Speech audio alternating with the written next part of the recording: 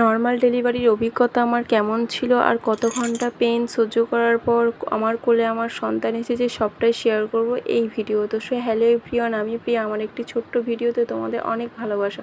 তো ঘুম থেকে উঠে তো সমস্ত কাজ আর কি কমপ্লিট হয়ে গেছে। ওদিকে তো মা করেছে আর এদিকে ননি তো ঘুম থেকে উঠে আমি ওকে মিষ্টির জলটা খাইয়ে দিয়েছি, দিয়ে ওর বম্মার কাছে দিয়ে এসেছি। মায়ের তো একবার সকালবেলা ঘর মোছা হয়ে গেছে, তো আমার ঘরটা আমি বলি যে মুছতে হবে না, কারণ ননিকে তো মিষ্টির জল খাওয়াবো, তো যদি পড়ে টরে যায় এবার পিঁপড়ে ধরে যাবে, ওর জন্য আমি পরে মুছে নিই। তো এদিকে তো আমি আর কি ননি আর কি যে কাঁথাগুলো আমি রাত্রে জড়ো হয় একটা বালতির মধ্যে থাকে, কি বলো তো, তুমি অন্য কোথাও আর কি রেখে দিলে এবার বাচ্চা ছেলের একটা নোংরা বা পিঁপড়ে ধরে যেতে পারে। তো ওর জন্য আমি একটা বালতি আর কি ঢাকনা দেওয়া ওদের মধ্যেই রাখি। তো সকালবেলা উঠে আর কি কেচে দিয়ে এদিকে তো আজকে আমাদের তো হাটবার, তো বাবা আজকে মাছ নিয়ে এসেছিলো, সিলভার মাছ। তো আমি ওটা খেতে ভালোবাসি, ওর জন্য বাবা ওটাই নিয়ে আসে। তো আমি এদিকে তো বাবা কেটে দিল, দিয়ে বাবা বললো আমাকে যে আমি ধুয়ে নিতে, তো আমি ধুয়ে নিচ্ছি। আমি কাটতে পারি কিন্তু ননির কাঁথাগুলো হাত লাগিয়েছিলাম বলে ওর জন্য কাটলাম না। তো এদিকে মাছগুলো ধুয়ে নিচ্ছি। আর এ দেখো আমাদের বাড়িতে একটা বিড়াল আছে, তো ও মানে মাছ কাটলেই হলো, দেখেছো কেমন উঁকি মেরে দেখছে যে আর কি ভাগ বসাবো একটা, মানে নেবে না কিন্তু ও সবসময় ম্যাও ম্যাও করেই যাবে, মানে ওকে একটু দিতে হবে, না হলে ও ঠিক আর কি হয় না। তো আমি এদিকে তো মাছগুলো ধোয়া কমপ্লিট হয়ে গেছে। তো এরপর নুনি কাঁথাগুলো তো ভালো করে আর কি কেচে দিয়ে, আজকে জানো তো এত আর কি মানে রোদের জোর হচ্ছে কদিন, আর ছাদে যেতে ইচ্ছা করছে না, পায়ের তলায় ফুঁসকা পড়ে যাচ্ছে। তো আমি তো এদিকে নিচেই ননির আর কি কাঁথাগুলো সব মেলে দিচ্ছি। তো নর্মাল ডেলিভারিতে অভিজ্ঞতাটা আমার ঠিক কী বলবো, এই মানে যে কি এইটার কোনো ভাষায় প্রকাশ করা যায় না গো।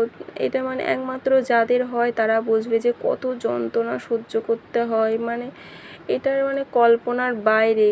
যার হয় সে বোঝে যে কত কষ্ট করে কত যন্ত্রণা সহ্য করে মানে একটা সন্তানকে পৃথিবীর আলো দেখাতে পারে একমাত্র মা। কিন্তু এখনকার যুগে সিজার মানে এত পরিমাণ বেড়ে গেছে যে মানুষের ক্ষতি যে কতটা হচ্ছে সেটা কেউ বুঝছে না গো, যে একটু যন্ত্রণা সহ্য করার ভয়ে সবাই সিজার করে নিচ্ছে।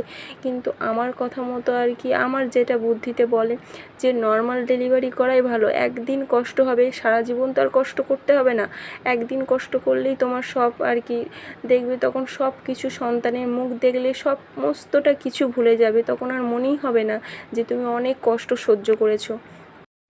এখনকার যুগের মেয়েরা কষ্ট সহ্য করছে না, সিজার করিয়ে আর কি সি সেকশানেই আর কি ডেলিভারি করাচ্ছে।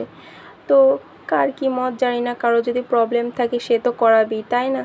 তো যাই হোক, এই ছিল আমার অভিজ্ঞতা। তো এদিকে তো বাসনগুলো আর কি তুলে নিয়ে যেখানকার জিনিস সেখানে রেখে দিলাম, কি হয় সুবিধা হয় নিতে, যেখানকার জিনিস না হলে পরে কি হয় কোনো দরকারের জিনিস আর কি তখন খুঁজে পাওয়া যায় না।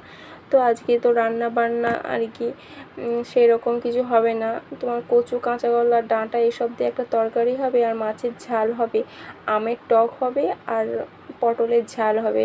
তো কালকে তোমাদের একটা নিমন্ত্রণ বাড়ি আছে, মানে আমার হাজবেন্ডের আর কি একটা ঠাম্মা, হাজবেন্ডের কী বলে ওটাকে, হাজবেন্ডের বন্ধুর ঠাম্মার বোন হবে হয়তো, যে মারা গেছে। তো ওখানেই তো যাব, তো ওর জন্য কালকে আছে ওটা, আজকে না। তো বাবার তো আগের দিনে তরকারি নিয়ে তো পেঁয়াজি করেছিলাম, তো ওটাই দিয়ে আজকে ওনারই খিচুড়িটা খেয়ে নিলাম। ভিডিওতে যদি কিছু ভুল বলে থাকি ক্ষমা করে দিও, আর ভিডিওটি কেমন লাগলো একটু জানিও কমেন্ট করে, ভালো লাগলে লাইক করে দিও। আমার পাশে থেকো, আমি যেন অনেক দূর যেতে পারি। ভালো থেকো, সুস্থ থেকো সবাই।